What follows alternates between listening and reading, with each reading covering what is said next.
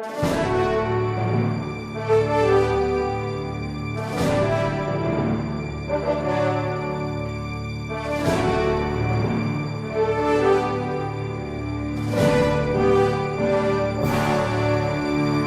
Parresia dessa semana gostaríamos de falar da difamação contra Pio XII. Uma grande obra da difamação de quem? Dos comunistas soviéticos. Pois bem, todo mundo conhece a história de que Pio XII de alguma forma teria prejudicado os judeus. Existe uma peça de teatro que foi publicada em 1963, chamada O Vigário, em que Pio XII é colocado como um frio nazista que contribuiu e que incentivou Hitler. Imagine, Pio XII incentivando Hitler e dizendo, é isso mesmo, nós temos que fazer o Holocausto, nós temos que exterminar os judeus. Segundo O Vigário, essa peça teatral da década de 60, Pio XII teria sido amigo de Hitler e então, exatamente aí, ele provocou o Holocausto.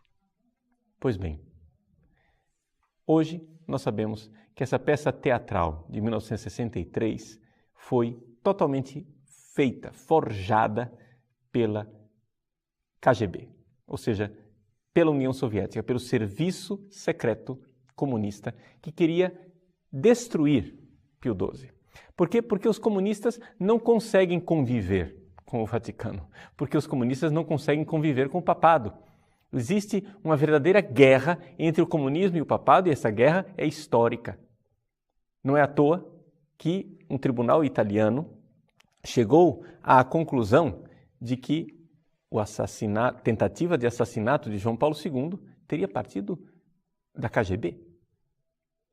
Vejam, existe um longo e histórico desafeto entre os comunistas e o papado.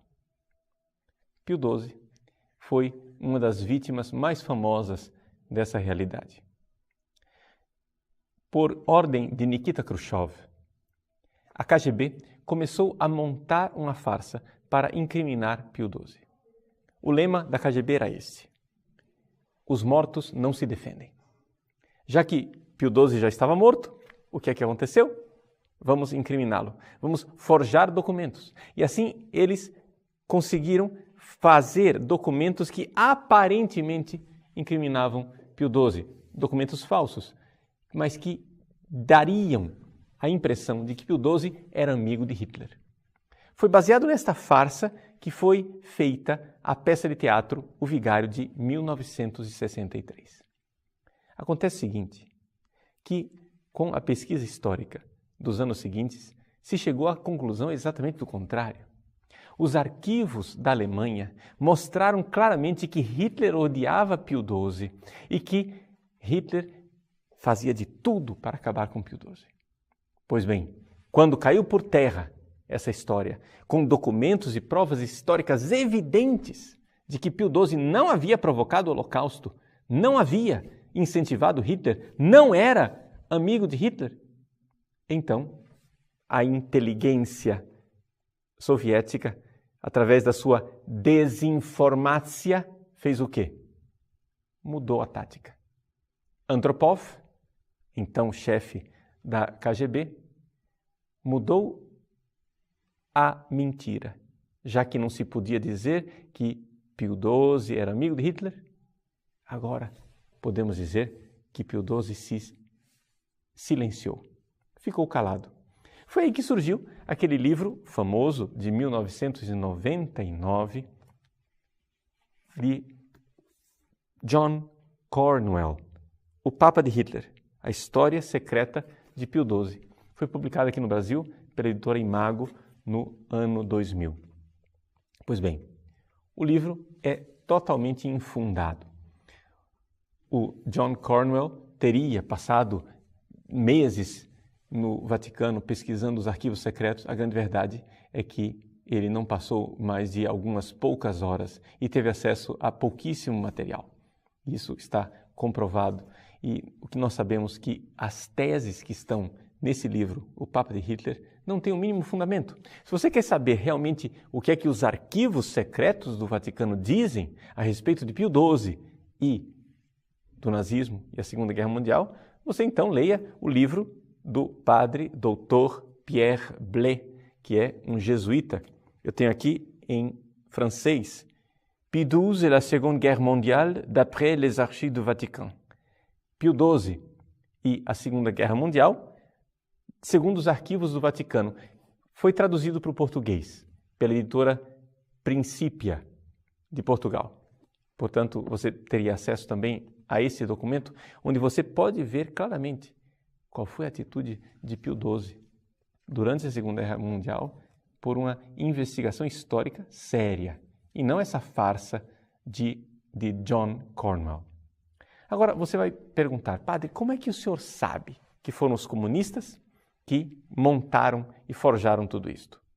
Porque em 2007, nós tivemos acesso, finalmente, a uma confissão de um agente secreto comunista muito importante.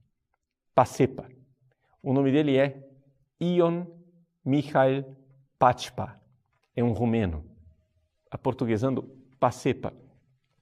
Ion Pacepa, ele é um famosíssimo agente secreto comunista romeno que passou para o Ocidente e abandonou o comunismo em 1978. Depois disso, ele escreveu um livro, um relatório a respeito dos crimes do ditador romeno Ceausescu. E quando finalmente caiu o Muro de Berlim, em 1989, e Ceausescu foi condenado à morte, junto com a sua esposa, a maior parte dos crimes dos quais Ceausescu foi imputado estavam no livro de Pacepa, chamado de Red Horizon, o Horizonte Vermelho. Esse livro ainda está à venda nas livrarias de língua inglesa. Você terá acesso a tudo aquilo que Pacepa nos diz. Portanto, é um homem de alta credibilidade, porque ele sabia, ele tinha conhecimento interno da inteligência russa, soviética. Era romeno, mas estava ligado à KGB.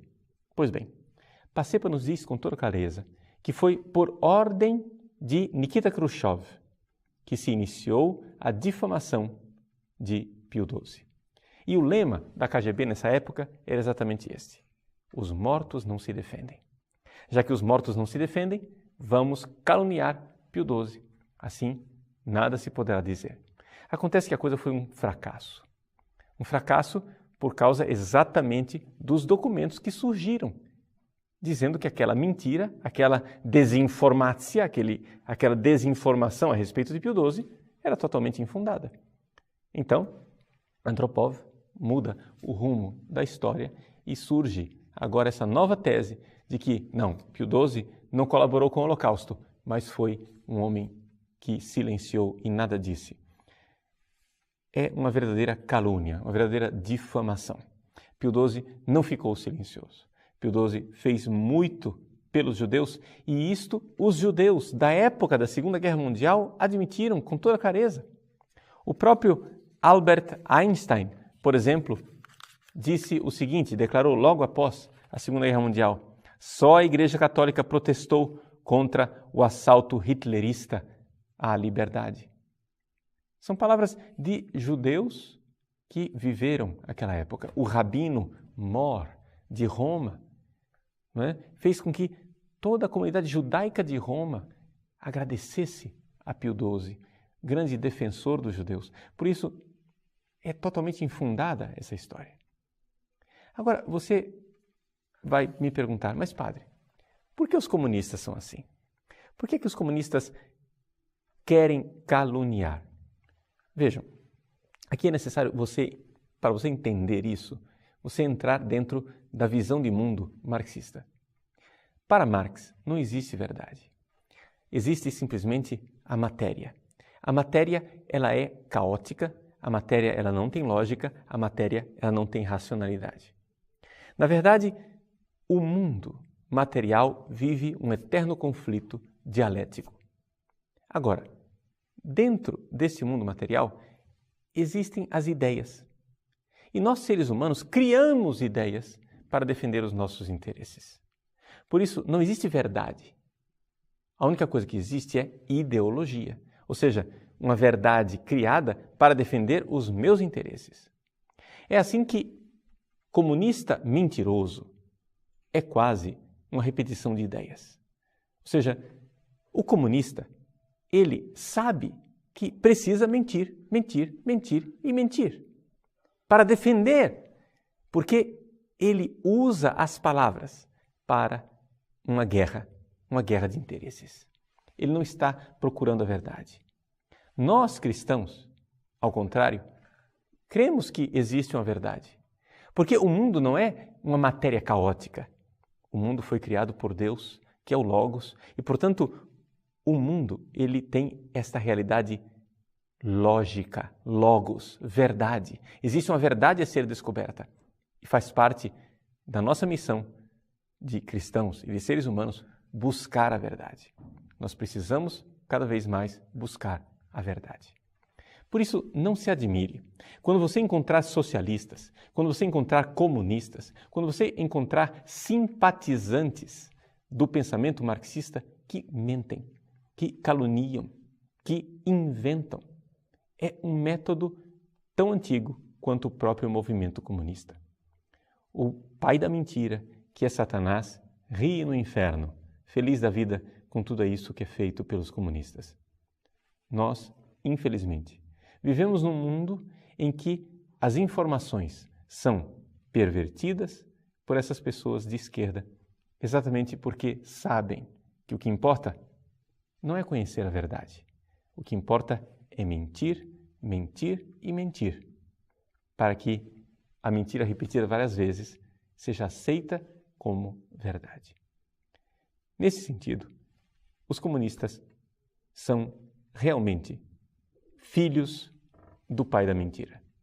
São homens que não buscam a verdade porque não creem que a verdade existe. Não há dúvida que eles irão odiar todo e qualquer católico que esteja repetindo a verdade. E já que não se pode debater com os católicos burgueses, então o que eles fazem? Difamam. Esse é o método. Esse é o jeito de eles agirem. Por quê? Porque o pensamento burguês não pode ser objeto de debate. Interessante você também saber isto. Um comunista nunca debate ideias com os seus adversários. Por quê?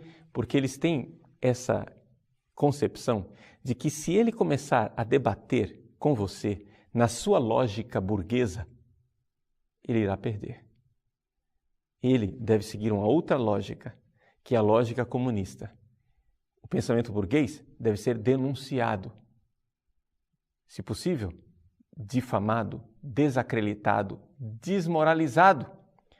Você usa argumentos ad hominem, argumentos contra a pessoa, para desacreditar a mensagem, já que você não pode usar um debate direto no conteúdo da mensagem. Esse é o método da esquerda. Sempre foi, sempre será. Nós, que temos um compromisso com a verdade, continuaremos debatendo princípios, ideias, mas faz parte também da nossa luta desmascarar e dizer para as pessoas: vejam o que fazem os comunistas, vejam o que eles fizeram com Pio XII, vejam o que eles continuam fazendo com aqueles que querem ser fiéis à Igreja.